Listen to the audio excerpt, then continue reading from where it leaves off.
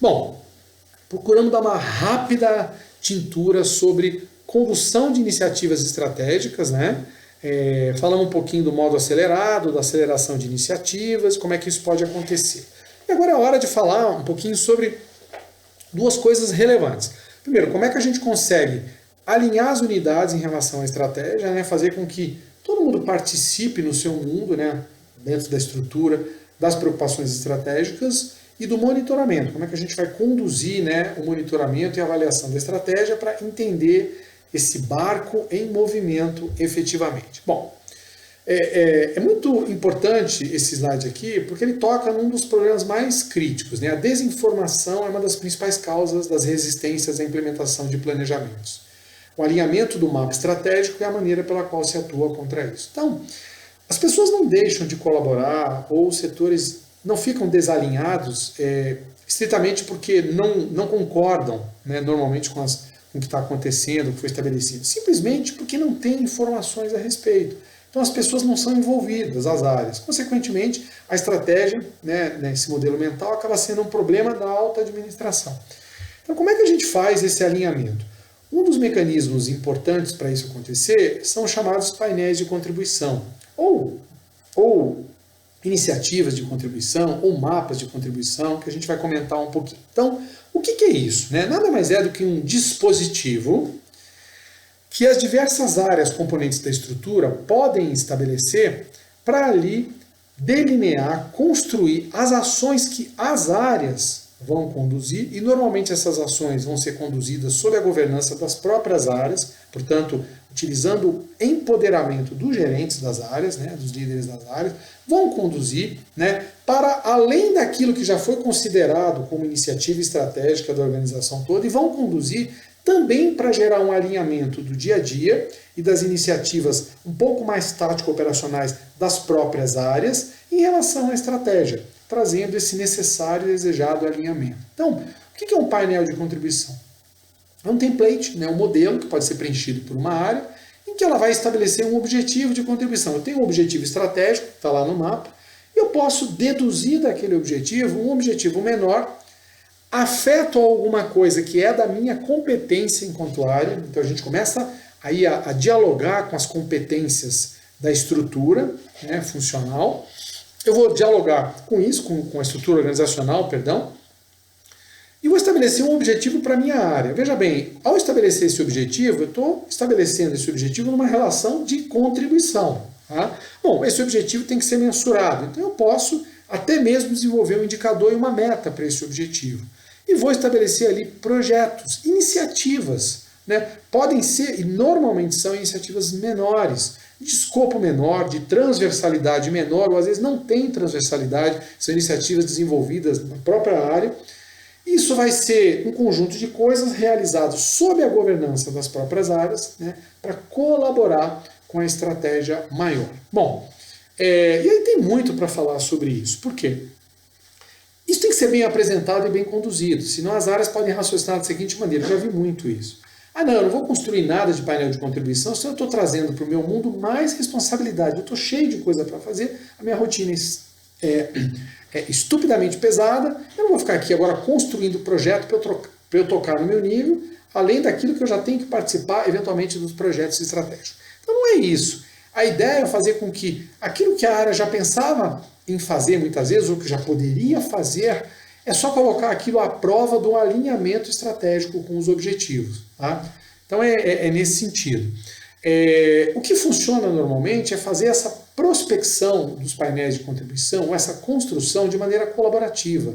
Então não adianta muito sair mandando memorando, constrói o seu painel aí. Normalmente, se fizer isso, é muito frequente que as áreas coloquem ali coisas banais, às vezes, sem qualquer vínculo de contribuição, que já iriam fazer motivado por outras coisas, por outras percepções, só para cumprir o quadrinho. Então o ideal é a turma de estratégia fazer uma oficina e ir lá, sentar junto com a área para prospectar. E olha, quando isso acontece, saem ideias legais, coisas importantes, isso gera uma motivação muito grande. Porque as áreas, normalmente, quando ganham essa percepção de conexão e de capacidade contributiva, desenvolvem coisas bacanas e o pessoal efetivamente se engaja. Então, o painel de contribuição é muito legal, desde que ele seja construído da maneira correta e que efetivamente seja estabelecido como um mecanismo que vai ligar, né, toda a nossa estrutura àquilo que são os grandes objetivos da própria estratégia. Tá bom, pessoal? Então isso é importante.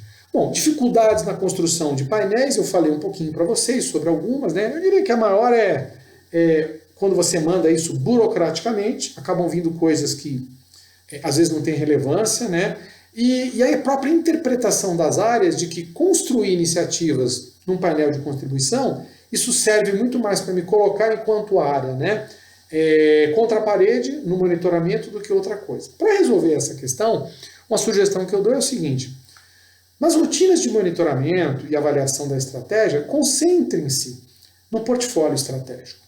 Deixem que os painéis de contribuição sejam gerenciados, ou seja, empodere os gerentes das áreas, os líderes das áreas, para gerenciar os seus painéis. E utilizem isso, enquanto liderança, utilizem os painéis de contribuição como material de diálogo com essas lideranças. Então, nos despachos usuais, que eventualmente um departamento vai ter com um secretário, o secretário pode utilizar o painel que foi aprovado como instrumento de diálogo, para saber como é que as coisas estão de uma maneira fluida, mas não fazendo aquela ticada, né, de iniciativa por iniciativa, resultado de indicador por indicador.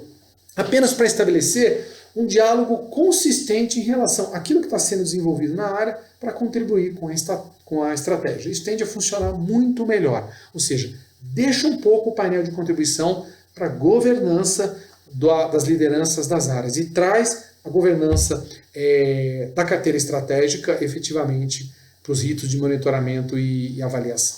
E falando de monitoramento estratégico, agora a gente vai falar um pouquinho, né, nessa parte já mais para o final, sobre como fazer para que a estratégia ande nos trilhos e gere resultados, né? O que a gente pode fazer a esse respeito, tá? Isso tem essencialmente a ver com a gestão disciplinada da execução da estratégia, né? Tá tudo pronto, o plano tá legal, foi feito, tá aprovado, bacana. Adianta só apertar o play? Não, não adianta. As coisas não vão acontecer como a gente imagina. Entre outras coisas, a gente falou várias vezes sobre isso, porque o contexto, o ambiente é super complexo, tá? Duas coisas são muito importantes quando a gente fala sobre monitoramento da estratégia: ritos de gestão e instrumentos de gestão. Os ritos, pessoal, eles são a própria estrutura de governança. Na prática, vamos entender os ritos como os momentos, as reuniões, os momentos de interação entre aqueles que estão governando a estratégia e aqueles que estão executando. Então, são os momentos, as reuniões. E os instrumentos de gestão são aqueles instrumentos, relatórios, ferramentas de tecnologia, né, procedimentos, etc., que a gente utiliza para fazer a informação fluir e chegar, inclusive, nos ritos. Como é que a gente toma conhecimento de como é que as coisas estão acontecendo em relação à estratégia. Bom, para a gente falar sobre ritos primeiro, eu vou me concentrar em ritos enquanto momentos ou reuniões. Eu diria que são uma das partes mais relevantes do monitoramento da estratégia. E explico. Normalmente esses ritos, quando são estabelecidos de maneira adequada, grande parte das vezes são estabelecidos como momentos burocráticos, só de apresentação de informações. Isso não funciona. Por quê? Porque os ritos de gestão estratégica, eles existem para que as pessoas que precisam decidir, que têm que decidir, decidam com base em informações sólidas. Então eles devem ser momentos de decisão, com característica deliberativa. Para isso, eu não devo chamar ou estruturar reuniões ou momentos em que as pessoas vão fazer um desfile de informações. O ideal é que as informações fluam antes, por meio de instrumentos digitais, e os ritos sejam utilizados, né, que são reuniões cara a cara, por uma discussão cara a cara, como a gente diz, sobre aquilo que está fora da curva. Para as iniciativas, por exemplo, que estão com problemas, que estão paralisadas, que não estão conseguindo deslanchar, para as metas, né, que estão completamente fora da realidade, para os indicadores cujos resultados estão muito fora do esperado, né, para os objetivos cujas metas não estão sendo atingidas ou sistematicamente a gente percebe que não vai chegar. Então, para coisas fora da curva. Se o projeto está exatamente como a gente imaginava, tudo indo bem, conseguindo ser realizado, as etapas cumpridas, as entregas realizadas direitinho, talvez ele não seja um projeto para alguém subir a plataforma no rito de gestão e gastar 40 minutos explicando como é um projeto. Para isso existem relatórios. Tá? Então o rito de gestão é um momento para a gente, é um momento precioso, porque o tempo das pessoas, sobretudo das lideranças, é muito precioso, mas é um momento para a gente discutir o que nós vamos fazer, o que precisa acontecer para a gente colocar ou recolocar a estratégia nos trilhos. Então, vamos entender dessa maneira. A preparação dessas reuniões é super importante e é muito trabalhosa. Por quê? Eu vou ter, alguém, ou uma área, um grupo, enfim, um comitê, vai ter que reunir as informações e haja disciplina institucional para isso. Porque eu vou ter que pegar os dados, ver com quem estão os dados, cobrar das pessoas que têm que atualizar os dados, fazer chegar os cálculos, estruturar as apresentações, uma maneira de dispor essas informações de maneira que eu tenha uma boa utilização do tempo, focado naquilo que precisa ser discutido. Vou ter que previamente selecionar o que vai ser objeto de discussão na reunião. Vou ter que convocar as pessoas para a reunião e garantir a presença. Na hora vamos ter que mediar essas discussões, vou fazer com que os assuntos sejam discutidos nos aspectos mais importantes, né? E depois vamos ter que documentar isso e tem a parte pós-rito em que a gente vai cobrar os resultados de tudo isso, ou seja, os encaminhamentos. Então, os ritos têm uma importância muito grande. Eu diria que, em termos de monitoramento, 60% a 70% do êxito, ele normalmente está calcado nos ritos, tá? Na maneira como a gente estrutura e conduz esses ritos. Tá? Um exemplo para vocês. Se o rito for um momento burocrático, se a gente for lá só para elogiar quem está indo bem, e tomar conhecimento do que não vai muito bem e deixar para resolver depois, eles são absolutamente inócuos. Tá? Agora, se o rito for um momento para a gente botar, como a gente diz, né, o dedo na ferida e ver, ó, realmente aqui eu tenho um problema, as causas já foram levantadas, são essas, e as alternativas de ação para a gente corrigir os problemas, né, por exemplo, num projeto, são essas alternativas, com prós e contras, a gente sai com uma decisão tomada, é uma situação completamente diferente. Tá? Bom, em relação aos instrumentos de gestão, a gente já falou, sistemas, instrumentos de coleta, ferramentas, etc., que a gente utiliza, inclusive para rechear,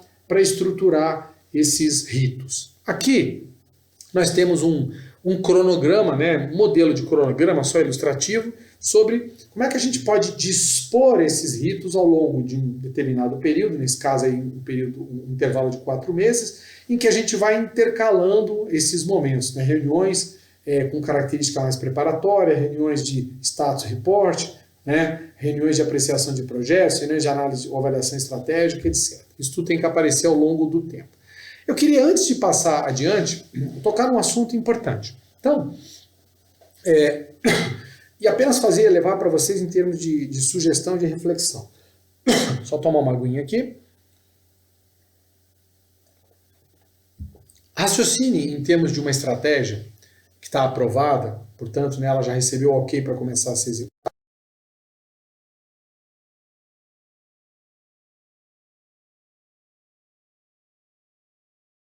Específica de iniciativas, tem metas, indicadores, etc. Tá bom.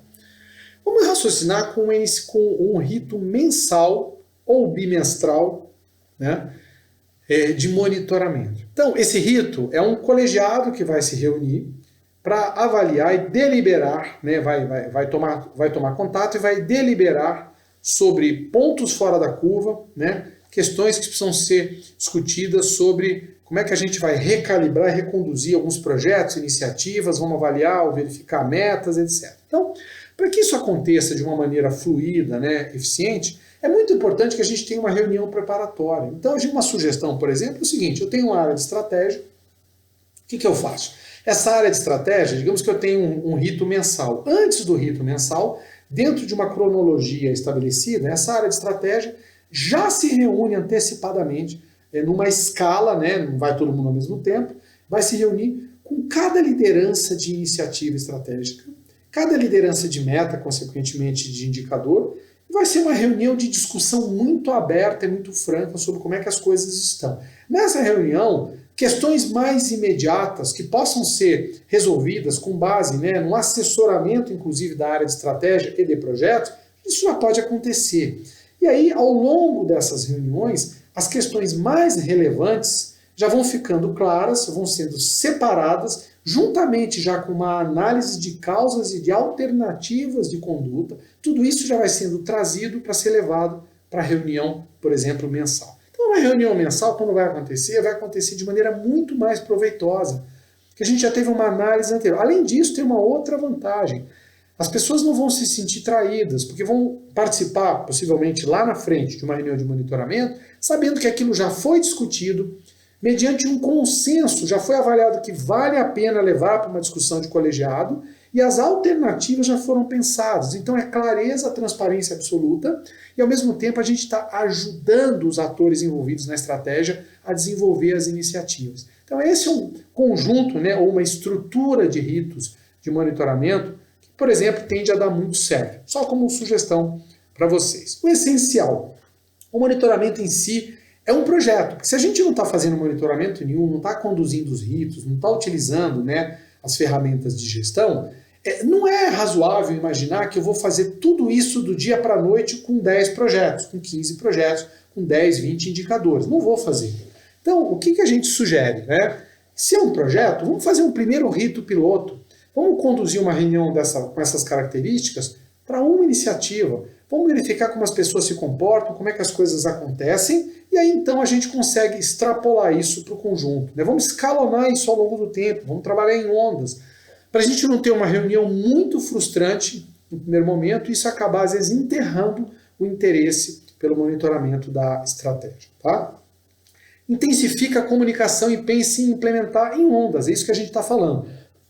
Vamos comunicar muito para que serve, vamos pegar um primeiro caso, deu muito certo, a liderança já entendeu de que maneira precisa participar dessas reuniões, aqueles que estão conduzindo ou liderando projetos, ou são líderes de metas, já entenderam como é que a sua participação pode e deve acontecer. Tá? Vamos evitar ao máximo criar rotinas adicionais que sobrecarreguem as agendas. Então, ao invés de eu criar uma reunião, mais uma reunião na agenda, por que a gente não tenta, às vezes, aproveitar uma reunião de coordenação que às vezes está meio sem sentido? Uma reunião que fica meio que uma discussão aleatória de temas de gestão. Vamos pegar essa reunião, vamos transformá-la, né, vamos convertê-la numa reunião de monitoramento da estratégia. É uma maneira da gente não sobrecarregar as agendas. Vamos cobrar, vamos, né, obviamente, incentivar e solicitar a presença executiva nessas reuniões. Porque se as lideranças não estiverem presentes, ou quem está liderando a estratégia não estiver presente, é muito difícil a gente conseguir cooptar as demais áreas efetivamente para participarem, né, tomarem parte desses ritos. Bom, quando a gente vai escolher quais são as iniciativas, por exemplo, que a gente vai levar para consideração superior, inclusive nos ritos, a gente pode usar até alguns artifícios, né, alguns esquemas de trabalho que vão fazer essa priorização, usando até, eventualmente, escalas de conceitos. Né? Então, a gente tem um exemplo aqui só esquemático que mostra, né, uma reunião de acompanhamento preliminar, como eu falei, e uma reunião de análise da estratégia. Né?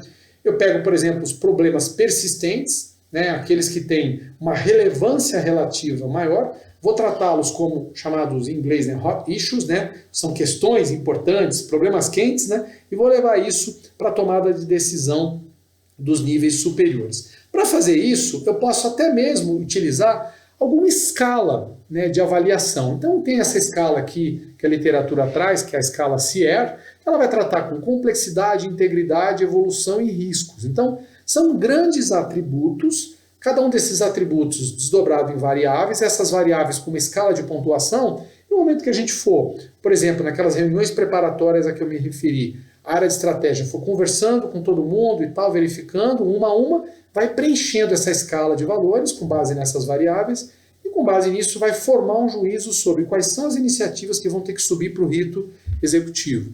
Isso costuma funcionar bem, né?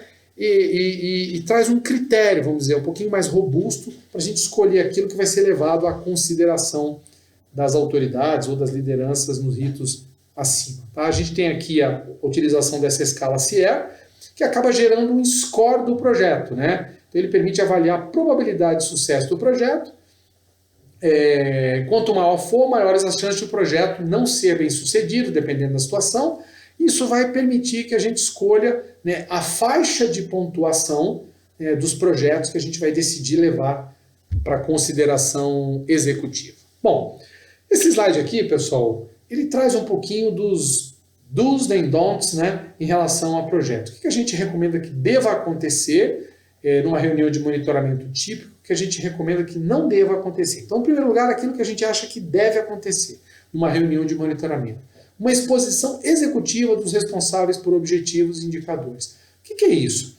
Exposição executiva é uma exposição curta, muito focada num formato já definido pela área de estratégia. Então, nada de pessoa chegar livremente lá, espetar pendrive, abrir 40 slides e começar a fazer propaganda da área, que a gente vê muito. É uma exposição curta, objetiva, sintética, focada. Alguém faz uma exposição sobre objetivos, indicadores, sistemas de metas e tal, né, e expõe a situação global. Uma contextualização sintética dos objetivos e respectivos indicadores também, né? Uma descrição sucinta da estratégia em curso para atingir os objetivos. Uma ilustração com dados concretos. Então, nada, né, de ficar elucubrando sem dado. O projeto vai bem, o projeto vai mal. Essas coisas têm a ver com cronograma, têm a ver com as entregas que estavam previstas e não foram ou foram realizadas, né? E muito importante falar das causas, né? E encaminhamentos objetivos. O que a gente quer dizer com isso? Para todo problema eu tenho que ter uma solução. E a solução, quem vai imaginar, elaborar, prospectar, não é a liderança sentada na reunião de monitoramento. Isso já tem que ser trazido. Então, para a reunião já devem vir os problemas e alternativas de solução, que foram tratadas entre as áreas líderes das iniciativas, ou das metas, eventualmente, com a área de estratégia, com o comitê, com assessoria, etc. Isso é trazido para a consideração executiva de um comitê ou das lideranças. Aí sim a gente consegue gerar encaminhamentos objetivos. E agora os don'ts, né? Os do nots, né? Que a reunião de monitoramento não deve contemplar um monólogo da área de estratégia ou da liderança. É muito comum a área de estratégia, diante da negativa das lideranças de iniciativas, de indicadores, de falar, a área de estratégia toma a palavra e o assessor de estratégia faz uma reunião de exposição geral. Isso não é uma reunião de monitoramento. Quem vai falar na reunião de monitoramento, quem vai expor o resultado da iniciativa, é o líder da iniciativa. Por isso são poucas iniciativas que vão ser levadas para o rito. Quem vai falar sobre meta é o líder da meta, que vai expor o comportamento, né, os resultados atingidos, as razões, as racionalidades por trás. O que a gente também não deve fazer? Uma leitura simples dos resultados dos indicadores. Eu já vi reuniões dessas em que as pessoas vão lá e leem o resultado de uma fórmula e leem aquilo que é a descrição do indicador. Ora, para fazer isso não precisa ter reunião, eu posso mandar um relatório. A reunião se justifica quando a gente quer discutir as razões e as ações eventualmente corretivas, tá? Outra coisa que não deve acontecer é uma conjectura sem dados. Então as pessoas, a gente está indo mal, a gente pode fazer, não pode fazer. Isso tem que estar suportado por dados. Por isso que as reuniões preparatórias, elas têm que ser reuniões intensivas de análise de dados. Aí a gente vai ter reuniões preparatórias bastante consistentes e vão ajudar a gente a conduzir ritos de monitoramento muito legais também, tá? Estou trazendo aqui, apenas como sugestão, né?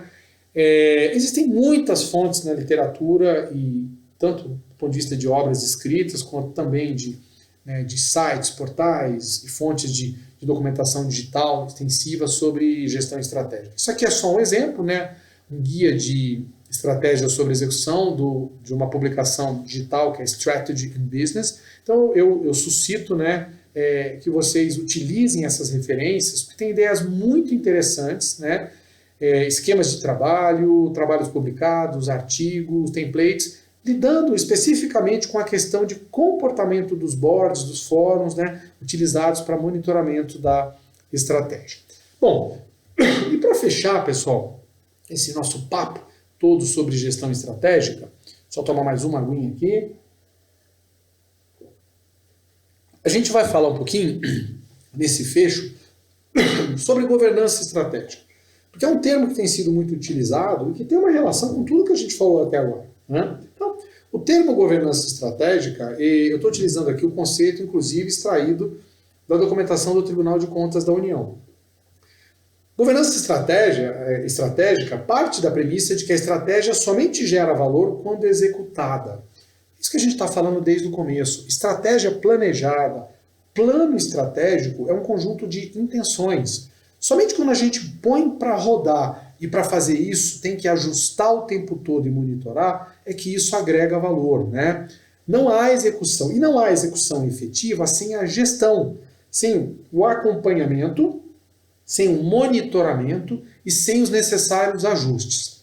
A governança estratégica ela é fundamental para assegurar que a estratégia não se converta em um exercício de reflexão em documentos sem aplicação prática. Pessoal, quem está dizendo isso é o Tribunal de Contas da União. Reuniões de gestão estratégica, né? Elas tornam a estratégia parte da realidade cotidiana. Essas reuniões, esses ritos, uma vez que ingressam na rotina, no tecido da instituição, a gente começa a falar de estratégia rotineiramente. E as pessoas começam a perceber que falar sobre gestão estratégica é falar sobre o desenvolvimento daquilo que é mais importante para a organização. Então, se eu tenho um problema, eu não devo entender que eu tenho um problema e tenho uma estratégia. Não, esse problema tem que ser levado para dentro da estratégia e tratado pela estratégia, se assim for necessário. E a partir da estratégia, a gente vai conseguir oferecer respostas para esse problema. Então a estratégia é meramente, né, nesse sentido, né, a gente pode entender como uma resposta institucional estruturada para questões relevantes na vida institucional, né? Então, fazer com que as reuniões façam parte da rotina institucional é muito importante para incorporar o hábito do pensamento estratégico em cada instituição. Bom, para isso, existem alguns princípios que tem que estar na cabeça da gente o tempo todo. O primeiro deles é de clareza de direcionamento, né? E para isso, a gente precisa fazer um grande esforço de comunicação. Então, lembra quando a gente falou lá na frente, né, aquele palavrão em alemão, Auftragstaktik, né, que era o quê? Né? Clareza estratégica com liberdade de ação, com empoderamento. Clareza de direcionamento é fundamental. Eu tenho que ter diretrizes e as escolhas estratégicas inerentes ao planejamento, né, elas têm que ser claras. Todo mundo tem que entender. Ao longo do caminho é muito comum as pessoas esquecerem tudo aquilo e começarem a conduzir iniciativas que não trazem alinhamento com a estratégia. Por quê? Porque diante de um cenário dinâmico começaram a se ver diante da necessidade de fazer outras coisas. Ora, isso é simplesmente porque não pararam para olhar para a estratégia e falar, vamos recalibrar, vamos ajustar esse negócio para a nova realidade. Ao ajustar, eu consigo fazer as coisas que são necessárias efetivamente, mas de uma maneira estruturada e não de uma maneira ad hoc, desestruturada, como a gente muitas vezes vê, né? Outra coisa muito importante que vale como princípio é um fluxo de informações padronizável, estável e seguro. Então, se eu quero monitorar e governar a estratégia, eu tenho que entender o que vai ser remetido, que tipo de informação eu vou fazer transitar, quem está responsável por mandar esses dados, essas informações, para quem, de que maneira, vai ser por e-mail, vai ser por um memorando, vai ser por meio de uma plataforma, vai ser uma planilha Excel, vai ser um Docs, como é que isso vai fluir, né? Quando, com que periodicidade, qual é a data limite para acontecer e com que nível de qualidade, quais são as especificações dessas informações ou desses dados que eu preciso que sejam preservados para garantir a qualidade da minha governança. Terceiro grande princípio, né, que é o princípio da transparência. As informações devem fluir sem filtros, né? As pessoas devem exercer o alerta sobre os problemas, sem medo de deixar transparente.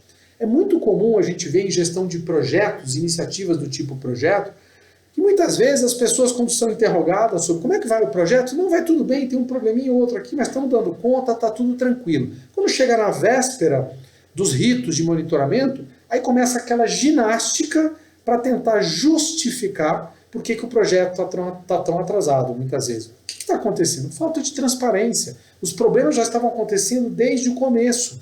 A gente poderia ter simplesmente trazido aquilo à tona, discutido com a área de estratégia, algumas soluções intermediárias poderiam ter sido pensadas, inclusive, fazendo com que a gente não tivesse um comprometimento maior de todo o projeto. Outra coisa importante, relevância. Né? Vamos trazer para a consideração da governança os fatos, os momentos, as informações ou os comportamentos mais relevantes. Não dá para se concentrar sobre tudo. Então vamos tomar e guardar o momento, sobretudo o momento decisório das lideranças, para os fatos realmente fora da curva, chamados outliers, aquilo que precisa ser objeto de intervenção do mundo executivo. Vamos falar também sobre uma outra questão importante, que é o princípio 5, accountability. Esse palavrão que a gente usa sempre, às vezes é pouco compreendido, né? Eu tenho que ter uma definição clara de responsabilidade pelo desempenho, pela evidenciação de resultados, de indicadores, projetos e processos críticos. Então eu preciso saber quem responde pelo quê. Isso não quer dizer que todos os problemas derivam da culpa ou implicam culpa desse agente. Mas tem que ter alguém, né, empoderado e encarregado de se responsabilizar pela evidenciação daquilo. É quem vai ser, no primeiro momento, perguntado sobre como anda a iniciativa, como anda o projeto, como anda a meta, como anda o indicador, assim sucessivamente. Se eu disser que é de um comitê ou é de todo mundo, a tendência é que seja de ninguém. Então, a responsabilidade pelo desempenho, ela está lastreada na responsabilidade que os diversos agentes vão assumir perante as parcelas, né, os dispositivos da própria estratégia. A gente tem uma outra questão importante aqui, que é de agilidade de resposta. Então, os mecanismos que habilitam a pronta identificação de fatos novos de contexto que merecem ser tratados de maneira ágil e provocar mudanças. Então, como a gente falou, eu estou executando a estratégia que foi concebida eventualmente o ano passado, estou aqui em 2020, janeiro, fevereiro, estou vendo a coisa aparecer, informações sobre o coronavírus, chega em março, estou diante de uma quarentena. Pessoal, mudou tudo, mudou só tudo. Será que eu não tenho que olhar para a estratégia que está construída e fazer? Claro que eu tenho que fazer ajustes. Então eu vou parar nesse momento, reconhecido o fato, a gente tem que ter uma capacidade de responder e dizer, os projetos X, Y, Z vão ficar momentaneamente interrompidos. Os demais vão continuar.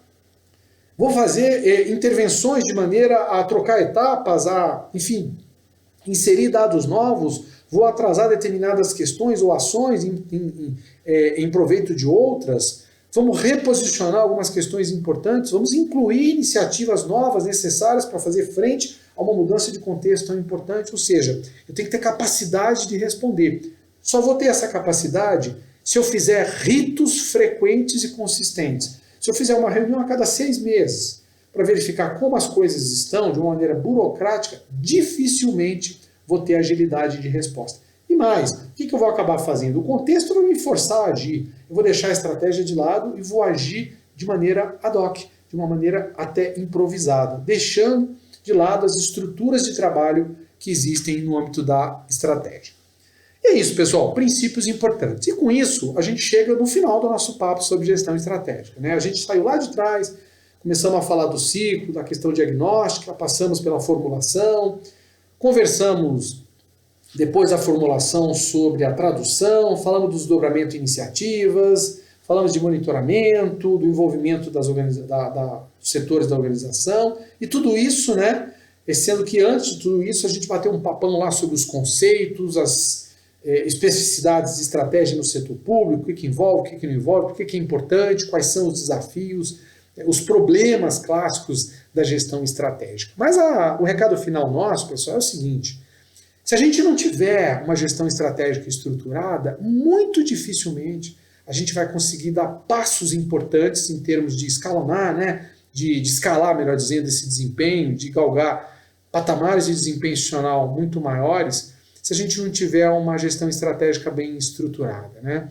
A gestão estratégica, ela é a forma, é a resposta ideal para a organização que quer aproveitar da melhor maneira possível a sinergia entre todas as áreas da nossa estrutura, né? Quer fazer o melhor uso dos recursos, quer direcionar melhor os recursos para aquilo que é relevante, para que de fato aquilo que foi estabelecido como alvo em termos de desempenho seja obtido no final. E para fechar esse papo com vocês, eu deixo aqui essa citação do Sir Winston Churchill, né? Que é uma figura, né, vamos dizer assim, icônica na história do século passado, e que falou, por mais bela que seja a estratégia, você deve esporadicamente analisar os resultados. Ou seja, pessoal, não adianta falar em planejamento estratégico, em fazer estratégia, em ter comitê de estratégia, em ter área de estratégia, assessoria de estratégia, se a gente não está focado em resultados. Tudo isso só existe para a gente conseguir resultados superiores e de alto impacto, sobretudo para o cidadão e para a sociedade, né? É assim que as políticas públicas têm êxito. Então, tudo isso existe para isso. Eu queria terminar, né, agradecendo esse papo, agradecendo a vocês demais, dizendo que nós nos consideramos parceiros de vocês, né, do setor público na gestão estratégica, como em outros temas de gestão. Convido vocês a visitarem o espaço lá, o nosso portal do GovLab Elo Group. A gente tem alguns materiais lá disponíveis, outros programas com materiais gratuitos para vocês acessarem, né? E a gente reforçar essa relação de discussão, né? Uma relação sinérgica de discussão e de geração de conhecimento em gestão no âmbito do setor público. Um grande abraço, muito obrigado e até a próxima.